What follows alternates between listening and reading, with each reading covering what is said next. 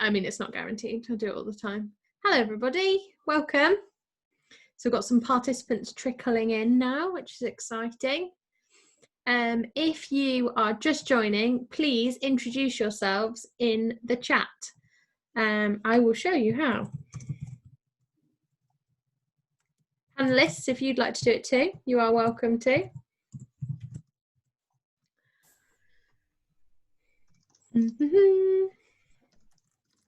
We'll just give everybody a couple of minutes to join in, because it takes a few for people to find the right session, etc. Here we go. Make sure when you're doing it, you click all panelists and attendees, or only the panelists can see it, and then you don't get to meet everybody.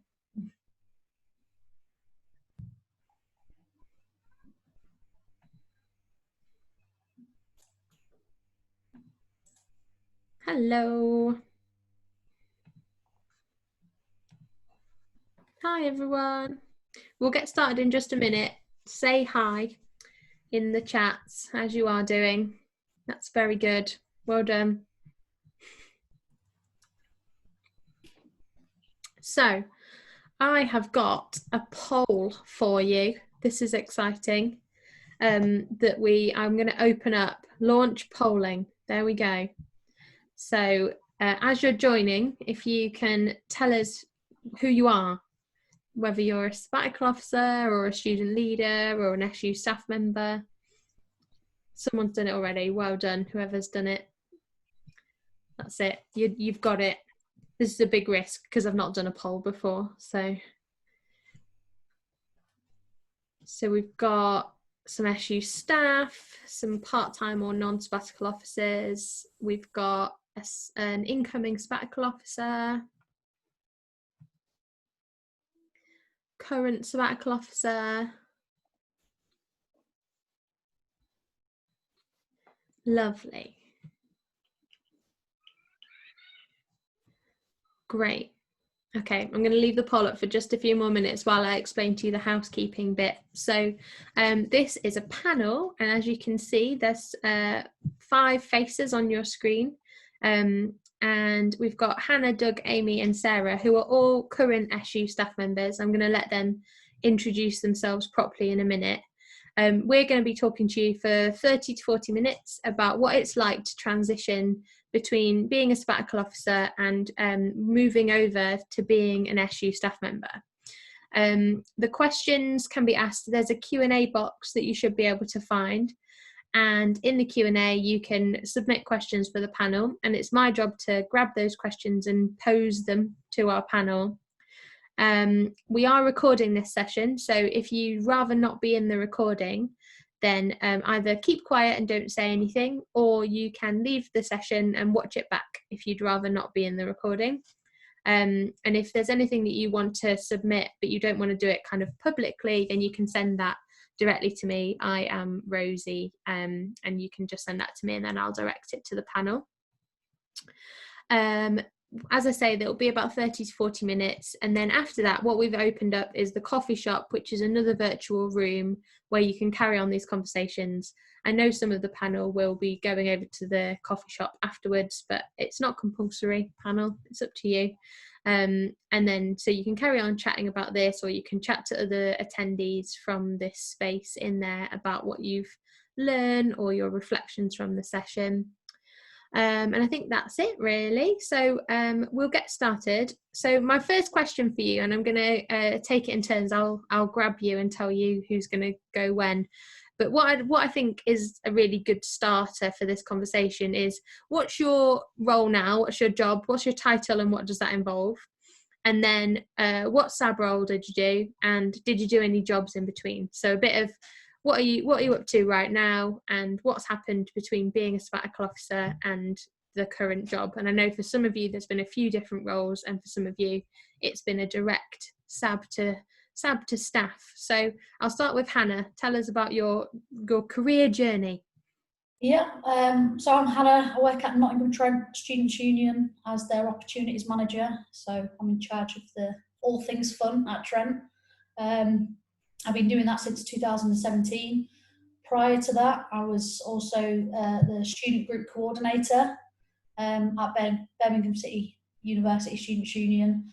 And when I was a sabbatical officer, I was Vice President Education and President at Manchester Metropolitan University Students' Union. Thank you. So Hannah went from the education side into the world of opportunities. Doug, what about you?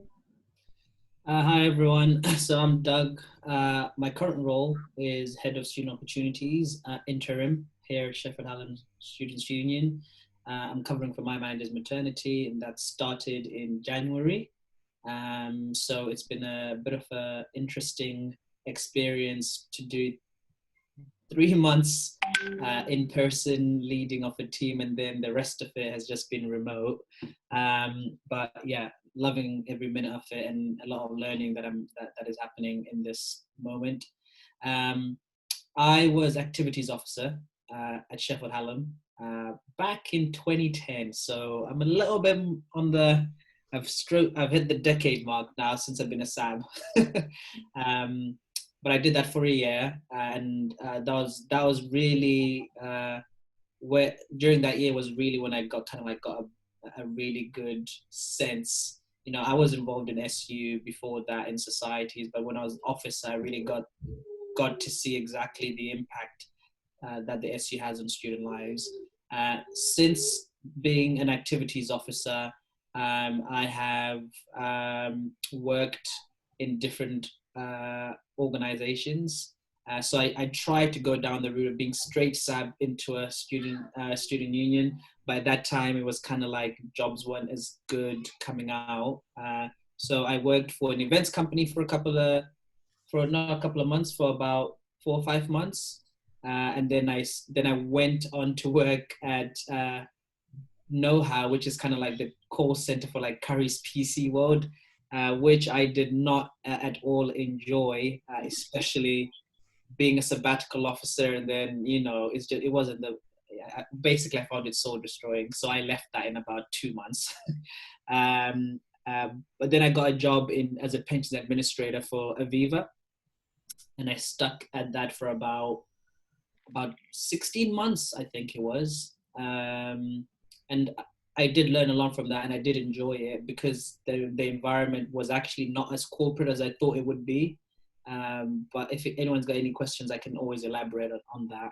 And then after that, I then came back into the students' union movement. I started off as a employability coordinator, and then that role has evolved basically over so that was in 2013 when I got back into student unions, and that role has evolved over time to be a program leader, then eventually was a skills and development manager, which is the role I was doing before I got seconded into this interim position. So that's kind of like been my journey over the last decade, I guess. You've done a bit of a jump out of students' unions to then come back.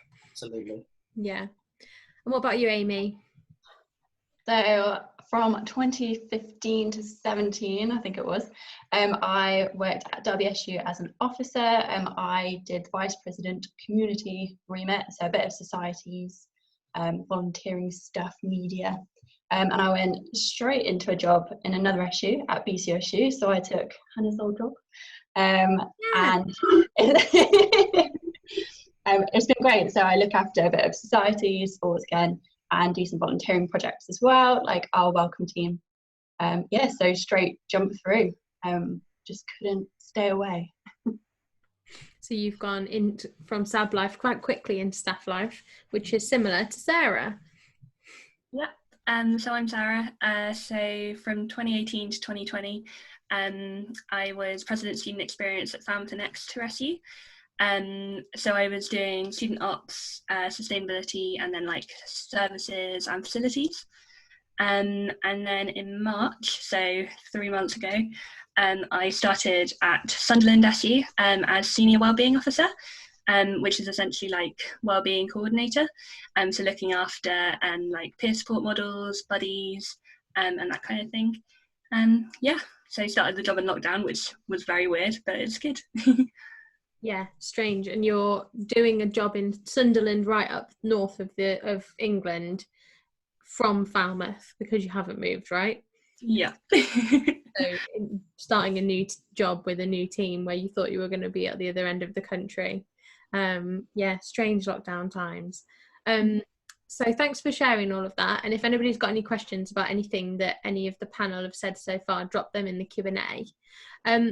So my next question that I've got for all of you is, what do you think the biggest difference is between being a sabbatical officer and being a staff member? What's been the biggest difference for you in making that change? And I'll go first to Amy.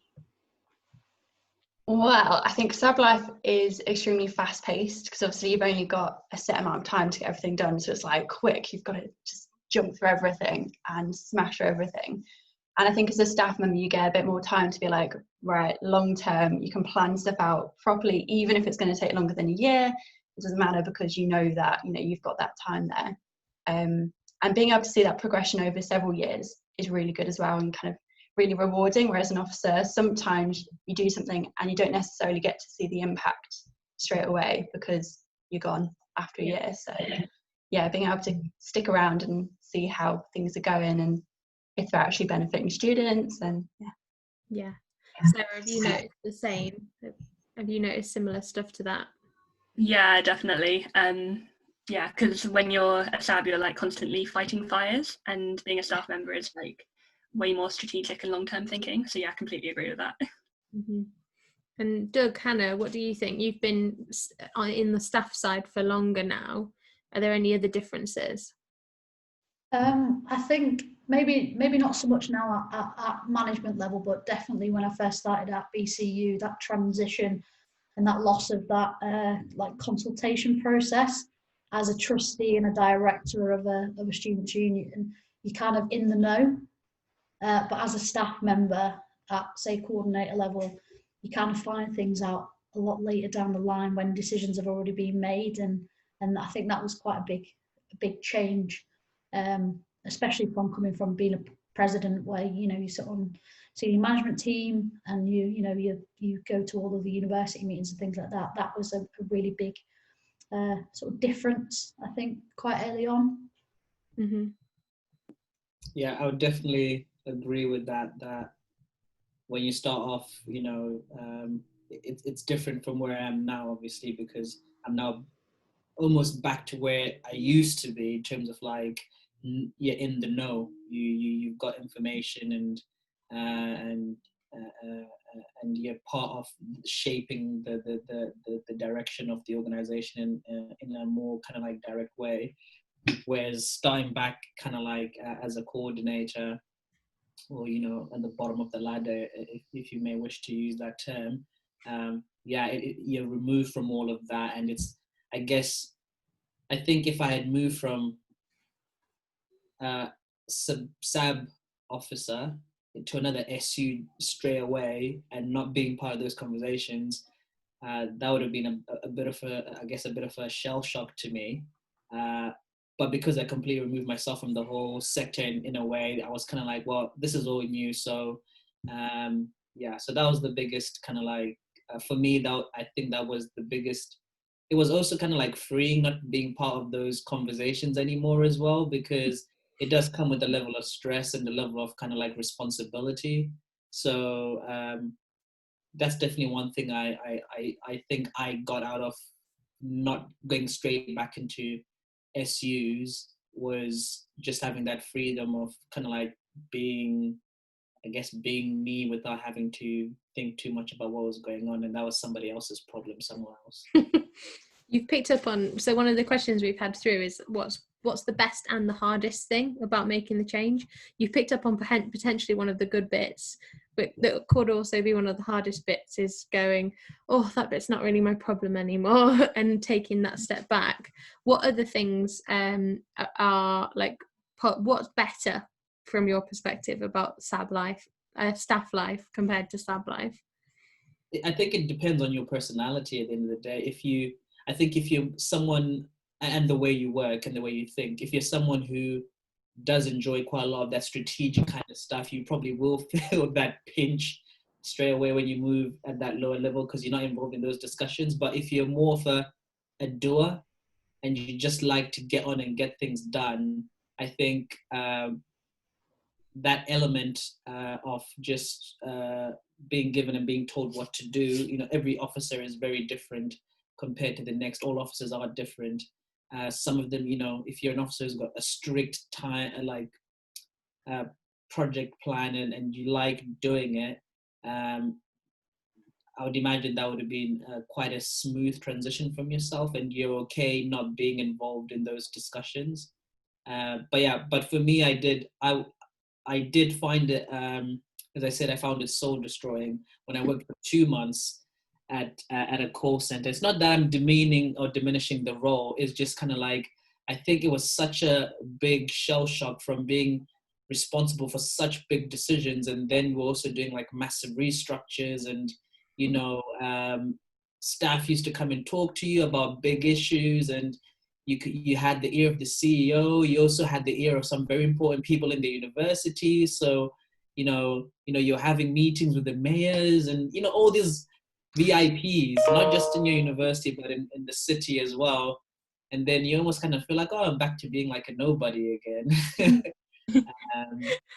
And I guess it's about humbling yourself and just saying this is, you know, the experience that we have as sabbatical officers is unique, and it is very hard to find at that, especially if you're quite young at that age, and realizing that's not the norm for everyone. And this is the kind of like the path that most people go through. So yeah.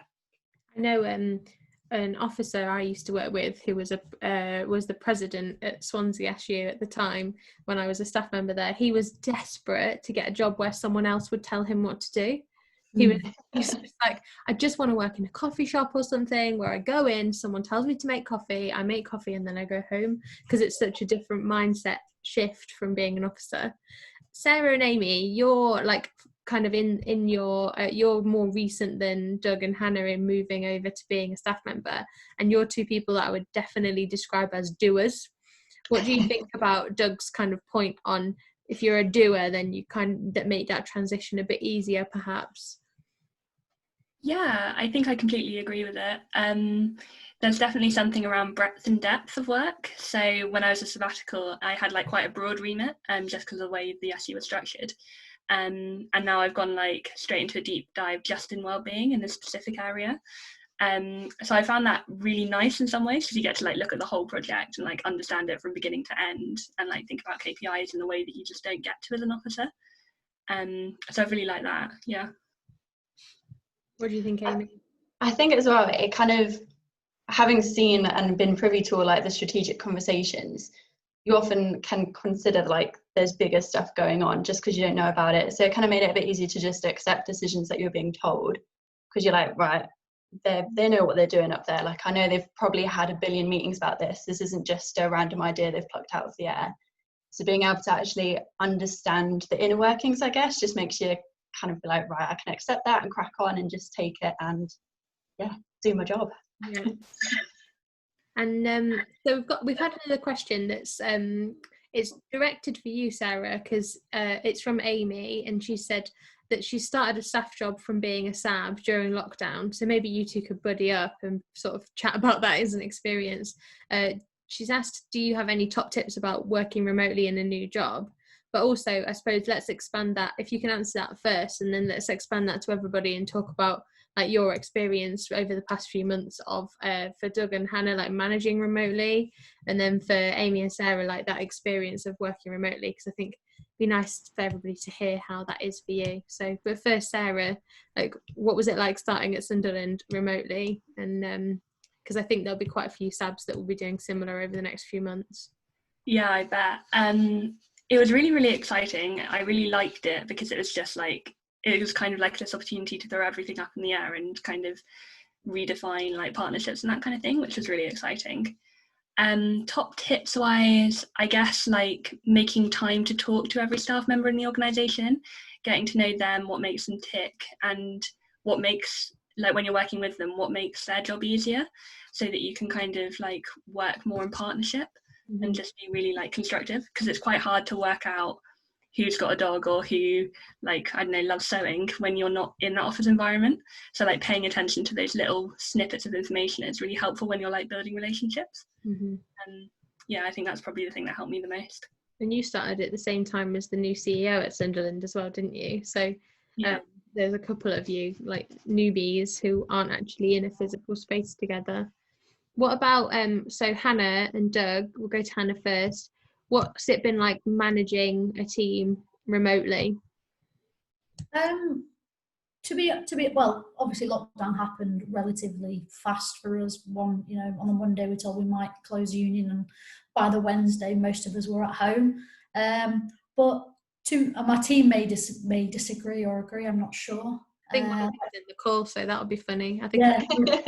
Yeah, a couple of them are actually, so they'll probably give me some stick through chat. But I think it, like, part of going into lockdown and working remotely as a team was that we stayed in contact as much as possible. We're quite close knit in the office as it is. We all sit with each other.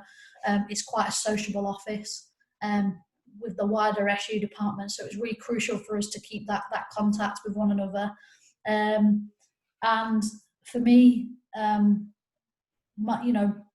what I try to do is just be honest with them, because I think that transition from being in the office where you're in that mindset of going to work to then being at home in an unfamiliar setting, as far as work's concerned, maybe not with the right equipment and kit, and the comforts that you have when you're in the office, that just to be honest that, I might not get a load of work done today. I might be distracted, I might just not be feeling it, and just be accountable to each other as well in terms of what people are doing. And that's really what we kind of tried to do, was just be really open and honest with each other as part of that process. And that, that's a two-way street from myself, but also my team as well. But it didn't last very long because we lost 3 of them to furlough.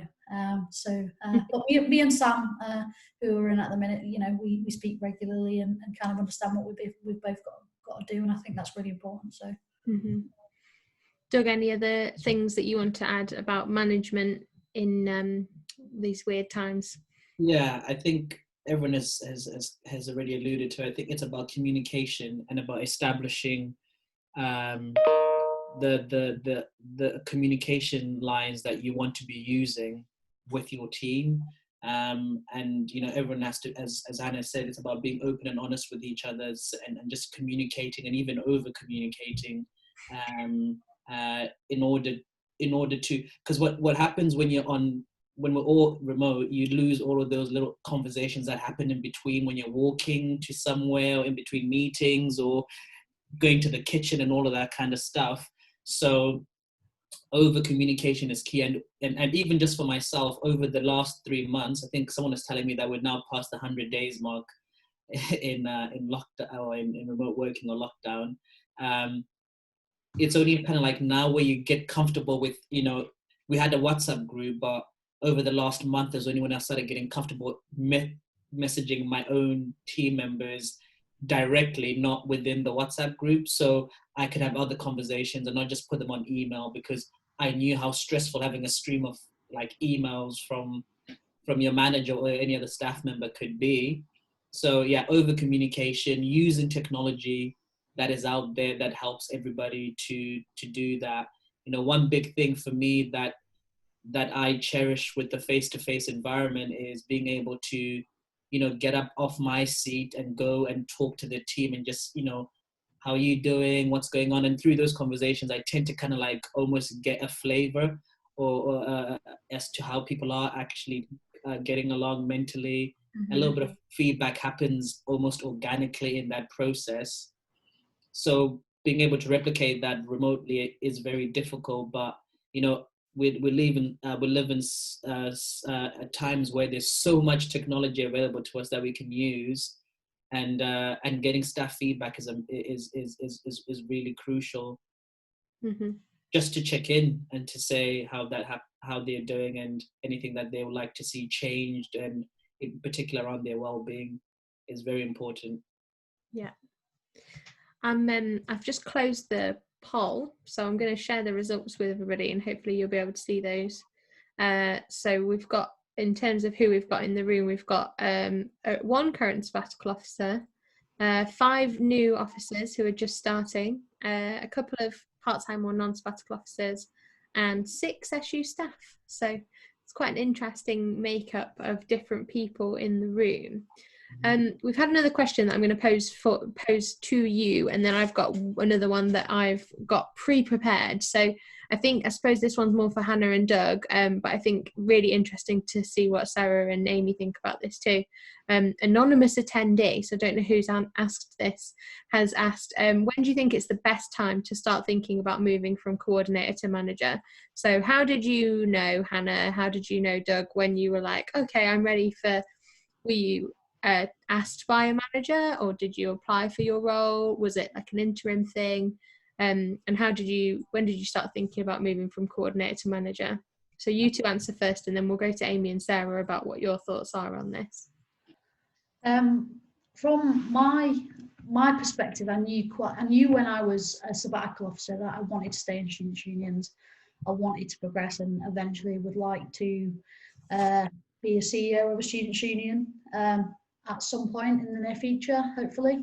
And you know, what I was keen to do was to make sure that I had that experience as a staff member, and I thought, I knew I wanted to go to a management position. I was really conscious that I was really lucky to be at a really good students' union when I was an officer at Manmet, and I was even more fortunate to go to BCUSU, and it was a really well-regarded union as well, and gave me a lot of opportunities to grow and develop in my role, and a lot of freedom with that. So I decided probably, I'd say after my first year, that I wanted to be a manager of a department. But what I was really conscious about when I was applying for those management positions as a coordinator was that it was to the type of union I wanted to work at. So that was really crucial for me, because the management roles are a little bit far and few between in students' unions, and they are like buses, they all seem to come along at the same time. So it was just crucial that the union that I did step into a management role is one that I felt confident and felt really passionate about. But I would say, yeah, quite early on in my career, I thought about a management role. But what I say to past staff within my team that have come in straight from being an officer, you kind of need to do the dirty work before you get to that level again. I think you need to understand the stuff that your team will be doing on a daily basis in order to be able to manage them. You have to clean out society store cupboards a few times before you get to tell anybody else to do it. So hands up if you've done that before. I'm quite nice to my guys. I don't make them do it, but well, that's way too kind. They're not getting the full experience. No. Doug, how did you know? What made you? This might sound very kind of like weird, but I think to some extent or some level, most officers, or maybe some officers, feel like we have almost kind of like this entitlement of managing people because we've been up there. And I had to break that down, and it basically was a shell shock, just being brought back down to earth, just to say, actually, as Hannah was saying, you need to do the dirty work, because I know there is that kind of like sense of, I've been at that level, so therefore, yeah, going into a management position, how hard could it be? But for me, it was kind of like addressing that to begin with, and understanding that I was nowhere near that place at all to manage people, but looking at my journey and where I wanted to be, and starting to plan that out. I think I don't personally think that there's a time, the exact point you're ready. I think what tends to happen is, and which happened for me, so I can't speak for anybody else, is you have to put in the work, and you have to do things that show and you can prove to yourself that you're ready to make those that next step. my journey wasn't as straightforward, in the sense that, when I started as a coordinator in the SU, there was no clear progression path for it. Like most SUs, there isn't a clear progression path in most things, but employability was kind of like a new thing on the side, and I was just doing bits and bobs of projects. But you have to quickly realize, and I guess this is where the sabbatical officer within me, because of understanding kind of like the long term and the strategic direction of where the union is going, that you can make that and play that into your advantage, in the sense of, I started doing things that positioned that role to be much more valuable than it probably was at the time.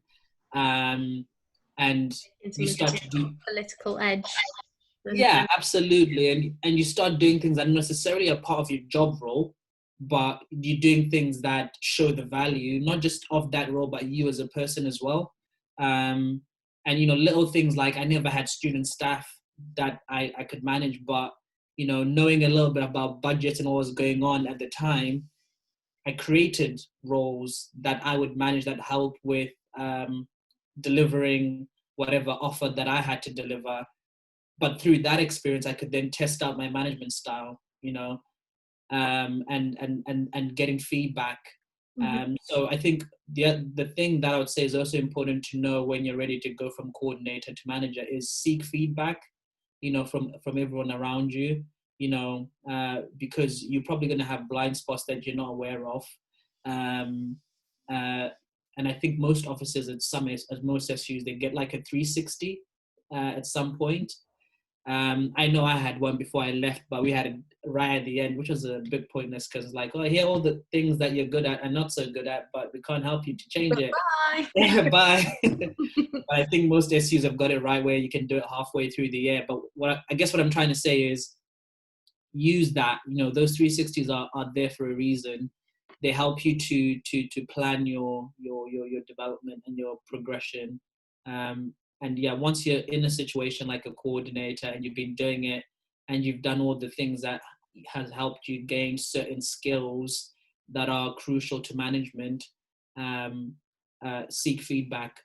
Seek feedback from anyone and everyone who you've interacted with, because they'll help you and they'll guide you through that. And it is different. It's different when you move from coordinator to manager, and it's different when you move from manager to a head of service or a senior manager or senior leader.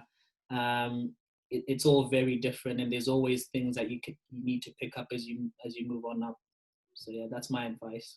I was just going to jump in, because I wanted to say, I think SUs and most SUs are really self-aware of the lack of progression, and a good SU and will look to develop their coordinators, probably more so than their managers and senior managers potentially, and make a conscious effort. I think I try to, as a manager, to identify opportunities for my team, because maybe 2-3 years in an organisation as a coordinator is a good amount of time, I think, for that step up, or that, or even if you're in a smaller union, a step to a larger union, to understand the differences. But I think, yeah, just to echo it, unions are quite self-aware of that progression step, but make, like you said, Doug, about taking advantage of feedback from everyone you possibly can. I think that really helped me. I think I was getting around to 3 years at BCU, and it might have been the chief exec that said, why are you still here? Like, look for a different role, type of thing. So yeah. In American unions, or the equivalent, they have really clear career pathways, whereas in UK unions it seems a bit more like this. So trickier for everybody. So I've got a question that's come through about the different, so did you all know that you definitely wanted to stay in student unions when you were Sabbs? Doug, you took a little sideways path out and did some other stuff. But so we'll go to Amy first, and then Sarah, and then we'll go to Hannah and Doug, because we've did you know you wanted to stay in student unions? Were you like, yes, this is the career for me? Or was it like I know that, so I'll go there next. It was kind of a bit of a split. I knew that I definitely wanted to stay in the third sector, so I always wanted to work in a charity, but it was, do I stay in SUs as a charity, or do I go into proper like charity, fundraising charity? Proper charity, yeah. And I realistically, I applied for kind of jobs in both and ended up getting this job, so I went down the student union avenue. But I did find that naturally I was applying for more student union jobs, and that's what had been catching my eye more when I was applying and when I finished being an officer. So I guess deep down I did really want to work in SUs, but I wanted to make sure I was open, you know, because I did receive some advice that was like, don't work in SUs, you will be trapped forever, in a good way. Like you won't be able to leave because they're so addictive to work in. And I was like, okay, should probably keep my options open. But yeah, I ended up here. I don't regret it at all. I just think, yeah, it's what I love doing. So naturally gravitated towards it. And what about you, Sarah? I got involved in SEs really early, like during my 3 years with my undergrad, through like the student newspaper, because I was convinced I wanted to be a journalist. And then I did work experience with The Guardian, absolutely hated it, couldn't imagine anything worse. And it was just like, I don't know, it was that realisation where it was just a complete rule out. So another pivot. Yeah, totally. And then once I'd become a Sabb, I kind of, from fairly early on in that, I knew that I wanted to be an SU staff member. I snuck into the membership services conference as a Sabb when, yeah, Rosie let me in. You were a very staffy Sabb. I remember having that conversation with someone at NUS. Yeah. Yeah, so that was kind of one of the moments that made me go, oh, this is really, really cool. And then I was also chair of NASFA and involved in Student Publication Association as well. And I just couldn't get enough of all of the different avenues. So yeah, it just sort of built up from there, I guess. Yeah. Hannah? Yeah, I suppose I'm a bit like you, Sarah, in terms of I did an education and sports degree and wanted to be a PE teacher at one point. And then did like a camp in America in my second year and decided I didn't like children. Or at least I didn't want to spend every single day of my life with children or stroppy teenagers teaching GCSE PE or something. And I kind of fell into the role, fell into like VP education role. And because it naturally, like my interests and what I was involved in at uni would, you know, I would have been an activities officer, but I was also a bit of a nerdy course rep as well. So I kind of steered in a different direction, and I don't think I really made the decision to stay in students' unions until I was president, and I thought actually this is a job, there's a career here, there's, you know, there is options, and both within the student movement but also outside as well, where there's a lot of transferable skills that I've learned both as a sabbatical officer but inevitably I will do as a staff member as well. And I think, you know, where Sabbs make the decision not to go straight into an SU, I think that's just as valuable.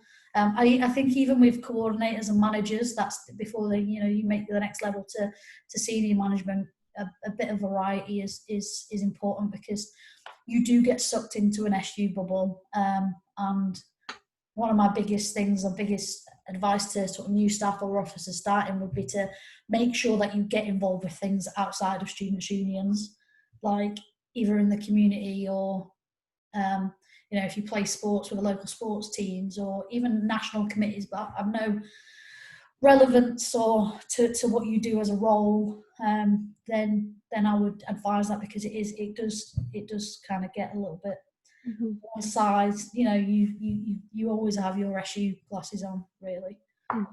So variety is a really good thing, and I did that for rugby for a long time. I had my out from work, which was nice. And Doug, you went and did a bit of a sideways move out of unions and came back. And I think you touched on it before, but did you always know really you'd come back to a student union, or was it just a time and place thing that happened for you? Yeah, it was. I always knew, you know, once I was an officer, I saw, as I said, I saw the power of student unions and the privilege the privilege we have to be part of someone's journey in life. University is very impactful, and I think we have a responsibility to do that. So that's when I caught the bug, as everyone else says, that you just can't get away. So me moving away from student unions was more by force than by choice. Yeah. But I did gain a lot of experiences in different areas and a lot of insights into how different sectors work. When I worked as an events instructor for a Sheffield company called it was called Demon Wheelers. It was kind of like a corporate team building company. That was a family-run business, and it was, understanding how they do it, as a family, traveling all over the country. So I enjoyed that. And I also got to use some of my events experience, and I like event planning and all that kind of stuff. And then when I moved into the role that I had at Aviva, I think at that point in that short space of kind of like 3-4 months after being a sabbatical, I was probably tired of trying to look for a lot of kind of like opportunities in SUs because they were just few and far between. But that experience was also really good because it was an administrative role, and I think that part of being an officer, I hadn't got that experience of properly doing administrative tasks, because you don't tend to do that really on a day-to-day basis at that and at a complex level. If you are an officer, again, it depends on what type, where you are as an officer, in terms of like your students' union. So everything, I always see like it all happens for a reason. So all those experiences did, and I knew that I wasn't going to be not in SUs for long. So the first opportunity that I got to go back into SUs, I grabbed that opportunity, and it happened to be back at the SU where I was an officer, basically. So yeah, they haven't got rid of me yet. But yeah, so I've forgotten the question now, but yeah. I've got I think we've got time for like one more question. I think we've covered my question a bit, so I'm going to change it a bit. My original question was about what advice you'd give to sabbatical officers interested in working in an SU in the future. So with that kind of theme in mind, I'd like one or two top tips from each of you around like networking or development opportunities, or a bit of advice for what if officers are thinking, I might like to be an SU staff member one day. One or two top tips from each of you about what you would advise they do, and we'll start with Amy. Well, I guess make sure you know exactly what kind of role you're looking for, which sounds weird, but don't feel like you have to stick to your officer portfolio. And then once you figure out like where you want to go, I guess just kind of make sure people know. You will have made so many contacts with being an officer. So like I met Rosie while I was on NASFA, I think. And yeah, just being able to say to people and make sure everyone knows what kind of role you're after. Are you staying in SUs? And then people will kind of naturally help you and send links and encourage you to go for stuff. Yeah. And then I think my second tip was, weirdly, like if you haven't had the opportunity to do a 360 review or anything like that as an officer, take time to do a personality test or something, and really get to know yourself, so that you do understand what you actually like, what are your strengths and weaknesses, and what do you actually really enjoy about working in SU, kind of why did you enjoy it, and then that will help shape what you want to go into, I guess. Or if you're already there, still do the personality test and figure out your strengths and weaknesses, because I think as an officer you don't always really get to figure it out because you're just chucked with so much stuff.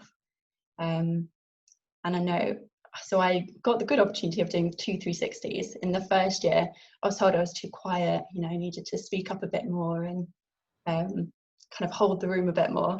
And then second year I was like, right, you're too noisy now, bring it down a bit. So I guess figuring yourself out and working out, okay, where is that middle ground to help you in applications and all sorts, and just knowing what direction you want to go in. Mm-hmm. Good advice. Doug, what about you? 1 or 2 top tips? Amy's top tips are really good, by the way. Yeah, whoever's going to go last is like, oh, you've used all my top tips. I guess if you're looking to go into SUs, one thing that it's not really a top tip, but something that you can go in with confidence is, because you have been a sabbatical officer in SU, you know the inner workings of an SU, so you can use that to your advantage, absolutely. You have a certain, I guess, again, depending on the experience, but you will have a certain level of confidence, and you will be able to network probably a lot more efficiently and effectively than other people who weren't really sabbatical officers. So your potential progression within the student movement, I think, is higher than somebody who probably hasn't been privileged to working in that environment as per se, because you just know the ins and outs and how things, especially when we're talking about the university and how the university works and how they interact with the union. So definitely use that to your advantage. Use that to depending on your ambition as well, use that to get yourself and portray yourself obviously in a positive light, and navigate those areas. The second tip I have is, if you're going to go into SUs, is a little bit similar to what Amy said about a 360, and it's about investing in your personal growth. So I would definitely say take the time to not just think about how you want to progress your career, but think about, but write it down and spell it out, basically. Think about, potentially, if you're going to be moving from coordinator to manager, who will be the people who are going to help you to make that jump? What do you need to do? What do you need to learn? And just write out. It doesn't have to be a complex personal development plan. It's just really simple things that you can look at day in, day out, to just help you and keep the momentum going. Because in SUs, as everyone has already alluded, we're very aware that there is lack of progression, especially if you want to go upwards. So understanding yourself, going back again to Hannah, and by that I mean I am willing to move all over the country. I don't care. I've got nothing tying me down right now, so I can jump from one SU to the other, and so forth and so forth. If that is you, then that's great. If that's not you, then understand that's not you, and then start to work within the parameters of yourself. Because I think that's what helps. I think that's what frustrates not just sabbatical officers, but it frustrates a lot of people who work within SUs, is when you don't know what you're willing to compromise on and what you're willing to just kind of like, let go. People get frustrated and they start feeling a bit of resentment for the organizations they work with.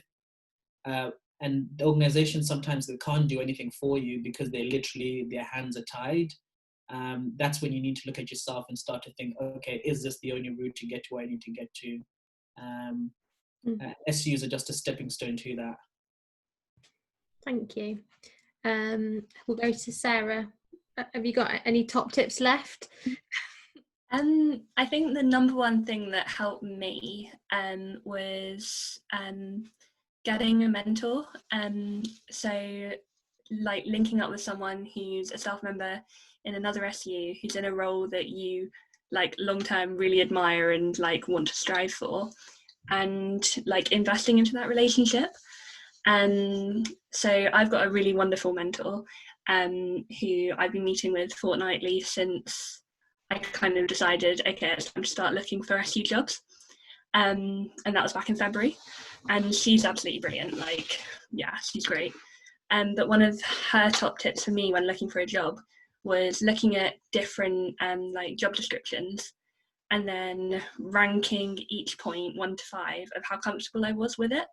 And then writing down those gaps, as Doug and Amy have said, and then working out how I was going to fill those to make myself like the best applicant out there, I guess.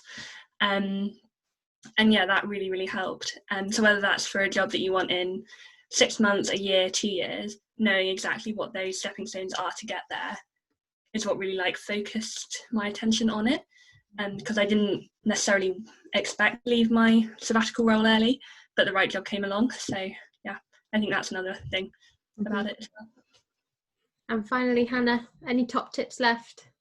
I would say if you're thinking about going from a Sabb to a staff member, just make sure that you're doing it for the right reasons, and also make sure that you're really honest with yourself about the shift from the political to the operational.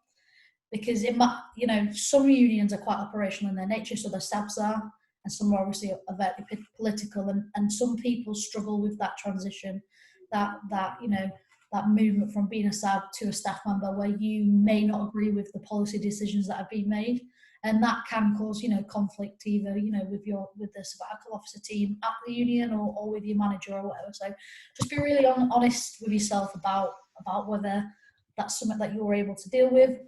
And if you find yourself in that position, then just make sure you speak to someone in the union about it, because that could flip your experience round completely in that particular organisation. And I kind of think it's been said, but there's two things really. So understanding that not every SU is the same, and different doesn't always mean worse. So the slight differences in the union that you worked in when you was a Sabb to the one that you go to as a member of staff, that things are going to be done differently. You're going to learn a lot of new ways of working, and yeah, you'll wear your colleagues down fast if you keep saying, oh, we did this at MMU, we did this at MMU or whatever. So just be conscious of that. But I would say attend and access as much as you can really early on as a staff member. Training, personal development opportunities, conferences, anything you can get involved with, do it. And definitely jump at the chance to do sessions and talk about the work that you're doing. Thing. Yeah, exactly. Because it helps later on when you're applying for management positions and things like that. And also it's a lot of fun. So well, on that note, we will finish. Thanks to everybody for joining in, all the participants, and for the questions. Thank you, Hannah. Thank you, Doug. Thanks, Amy. Thanks, Sarah. Thanks for sharing your journeys. And if anybody wants to carry on the conversation, we will be in coffee shop table 2, which is exciting. I'll drop a link in the chat now, so that if you don't know what that means, you can just follow the link. And if any of the panel are able to go over there for a few minutes, I'm sure there's more. They've got some more answers to things.